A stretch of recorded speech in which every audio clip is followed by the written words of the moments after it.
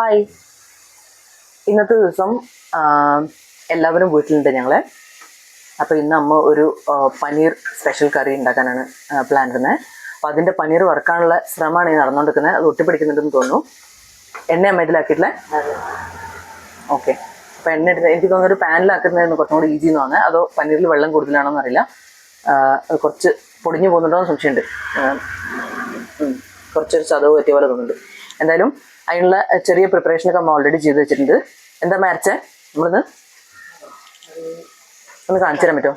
തക്കാളിയും ഉള്ളിയും വഴറ്റിയിട്ട് അരച്ച് വെച്ചതാണ് ഇത്. ഓക്കെ, അതാണ് ഇതിൻ്റെ ഗ്രേവി ആയിട്ട് വരിക. ഇത് മട്ടർ ഗ്രീൻ പീസാണ്. ഇത് ഫ്രോസണാണിത്. പിന്നെ അതിന് ചേർക്കാനുള്ള സാധനങ്ങൾ മസാല. ഇതാണ് മെയിൻ സാധനം. ഓക്കെ, എന്ത് പനീറാണിത്? പനീർ മഖൻ വാല മിക്സ്. ഓക്കെ, ശരി, ആയിക്കോട്ടെ. അപ്പം പനീർ ഇതിൻ്റെ മേക്കിംഗ് ആണ്. മുഴുവൻ ലെങ്ത്തിൽ എടുക്കുന്ന വീഡിയോ അത് ഭയങ്കര ലോങ് ആയി പോകും. അതുകൊണ്ട് മെയിൻ പാർട്സ് മാത്രം എഡിറ്റ് ചെയ്ത് ഇതിലേക്ക് ഇടാം കേട്ടോ.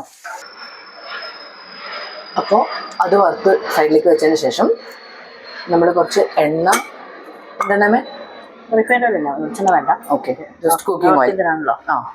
അപ്പം പനീർ ഇവിടെ ഓൾമോസ്റ്റ് കുറച്ച് എണ്ണയിൽ നിന്ന് പുറത്തിറങ്ങിയിട്ടുള്ള സമാധാനത്തിൽ നിൽക്കുന്നുണ്ട്. മട്ടർ റെഡിയാണ് നമ്മളെ. എണ്ണ കുറച്ച് ചൂടായതിന് ശേഷം അമ്മ ഉണ്ടാക്കി വെച്ച ആ ഒരു ഉള്ളിയും തക്കാളിയും അരച്ചത്. ഓക്കെ, അപ്പോൾ ആദ്യം അത് ചട്ടിയിലിട്ട് കുറച്ച് ചൂടാക്കി അതിനെ വഴറ്റെടുത്തു. എന്താ പറയുക, സോട്ടെ. അതിനുശേഷം അത് തണുപ്പിച്ചതിന് ശേഷം അമ്മ അരച്ച് അതിൻ്റെ ഒരു പ്യൂരി ഉണ്ടാക്കിയിട്ടുണ്ട്. ഇനി ഈ എണ്ണ ചൂടായ ഉടനെ അമ്മ അത് അതിനകത്ത് ഒഴിക്കും. കുറച്ച് സാധനങ്ങൾ നമ്മളിവിടെ റെഡിയാക്കിയിട്ടുണ്ട്. ജീരകം.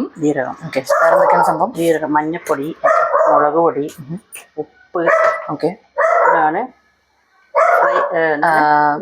ക്രീം. Okay, cream. അത് കൊഴുപ്പ് കിട്ടാനുള്ള ഇത് മറ്റേ പൊടി. ഇതാണ് മെയിൻ പൊടി. ഓക്കെ, അപ്പോൾ ഇതിനകത്ത് കുറച്ച് ജീരകം ഇടണം.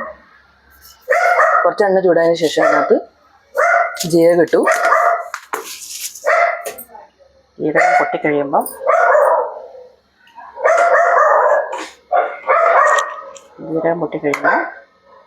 ഇതിനകത്തേക്ക് ഈ അരച്ച് വെച്ചിട്ടുള്ള ക്രീം ഇതിനകത്തേക്ക്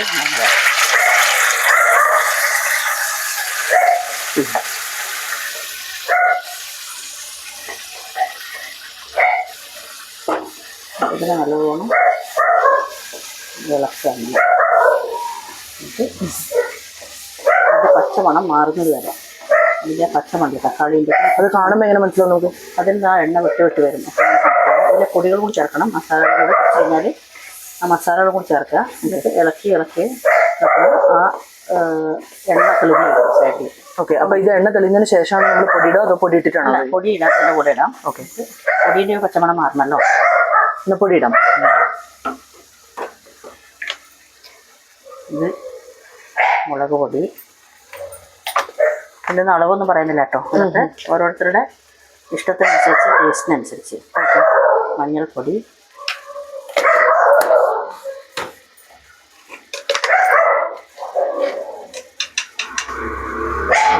കുറച്ചേ ഇടുന്നുള്ളൂ.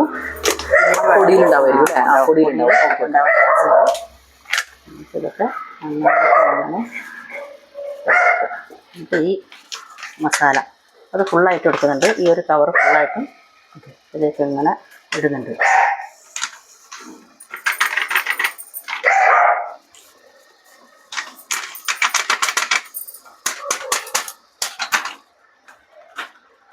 ഇതെല്ലാം കൂടി നല്ലോണം എണ്ണ തെളിയുന്നത് വരെ ഇളക്കുക. അന്നേരം സമയം എടുക്കുമെങ്കിൽ പിന്നെ അന്നേരം കാണിച്ചാലും മതി. ഓക്കെ, എന്നാൽ പിന്നെ എണ്ണ തെളിഞ്ഞതിന് ശേഷം കാണിക്കാം. ഓക്കെ, ഇതൊന്ന് ചട്ടിയിൽ നിന്ന് വിട്ട് വരുന്നുണ്ട്. അങ്ങനെ എണ്ണ തെളിയാൻ മാത്രമില്ല, ഇതിങ്ങനെ ചട്ടിയിൽ നിന്ന് വിട്ട് വരുന്നതല്ലേ. അപ്പോൾ നമ്മൾ ഈ പാത്രം കഴുകിയ ഈ മിക്സി കഴുകിയ വെള്ളം ഇങ്ങനെ ഒഴിക്കുക. നല്ല മണം വരുന്നുണ്ട്. നമ്മൾ ഇതൊക്കെ കഴുകിയിട്ട് ഇങ്ങനെ എടുക്കാം കേട്ടോ. ഇത് കുക്കറി ഷോറൊന്നും അങ്ങനെ കാണിക്കില്ല. പക്ഷെ നമ്മൾ സാധാരണ വീട്ടിലായതുകൊണ്ട് നമ്മൾ ഇതിങ്ങനെ കഴുകി വെക്കുന്നൊക്കെ അത്ര വേസ്റ്റ് ചെയ്യാൻ പറ്റില്ലല്ലോ, കാണിക്കും. എന്നിട്ടിത് നല്ലോണം അങ്ങനെ ഇളക്കിയിട്ട് തിളക്കാൻ വയ്ക്കുക. കുറച്ച് നേരം കഴിഞ്ഞ് തിളയ്ക്കുമ്പോൾ അതിനകത്തേക്ക് ഈ പറഞ്ഞ ഇത് എന്താണ് പേര് പനീർ. പനീറും ഈ പറഞ്ഞ മട്ടറും അതിനകത്തേക്ക് ഇടണം. ഓക്കെ ഇതൊന്ന് തിളക്കട്ടെ. ഓക്കെ. അപ്പോൾ ഇനി തിളച്ച് കഴിഞ്ഞാൽ ആ സമയത്ത് നമ്മൾ കുഞ്ഞുമാവ് ഇവിടെ ഉറങ്ങുന്നുണ്ട് കേട്ടോ. നമുക്ക് അറിയാവും, വെയിറ്റ് ചെയ്യാം. തിളച്ചോ? ആ അത് തിളച്ചു. ഇതാ തിള കണ്ടോ, തിളച്ച് വരുന്നതാണുണ്ടോ. ഓക്കെ, ചെറിയ ബബിൾസ് വരുന്നുണ്ട്. തിളച്ച് വരുമ്പോൾ നമ്മൾ ഈ ഗ്രീൻ പീസ് ഇതിലേക്ക് ഇങ്ങനെ ഇട്ട് കൊടുക്കുക.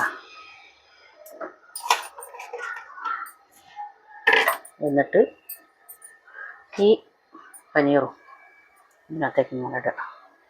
പനീർ വീഴുന്നില്ല അതിനെ നമ്മൾ. അപ്പോൾ ഈ ഗ്രീൻ പീസിന് ഇതിനുള്ള വേവ് സെയിം ആയിരിക്കുമോ? ആയിരിക്കും. പനീർ ഗ്രീൻ പീസിന് വലിയ വേവ് ഉണ്ടാവില്ല, അത് ഫ്രോസൺ അല്ലേ. ഫ്രോസൺ ആയതുകൊണ്ട് ഭയങ്കര സോഫ്റ്റ് ആയതുകൊണ്ട് അതൊന്ന് തിളച്ചാൽ തന്നെ വേവും. ഈ പനീറാണെങ്കിൽ നമ്മൾ ഒന്ന് ഫ്രൈ ചെയ്ത് വെച്ചതുമാണ്. അപ്പോൾ ഇതിനെ ഇങ്ങനെ ഇങ്ങനെ നല്ല ഇതാക്കിയിട്ട് കുറച്ച് നേരത്തേക്ക് തന്നെ വേവാൻ വേണ്ടി ഇങ്ങനെ അടച്ചു വെക്കുക. ഓക്കെ, ശരി. ഓക്കെ, കറി തിളച്ച് വെന്ത് ആയിട്ടുണ്ട്. വെള്ളം പോലെയാണല്ലോ പക്ഷേ. അതിന് കുഴപ്പമില്ല, ചേർക്കാൻ സാധനങ്ങളുണ്ടല്ലോ.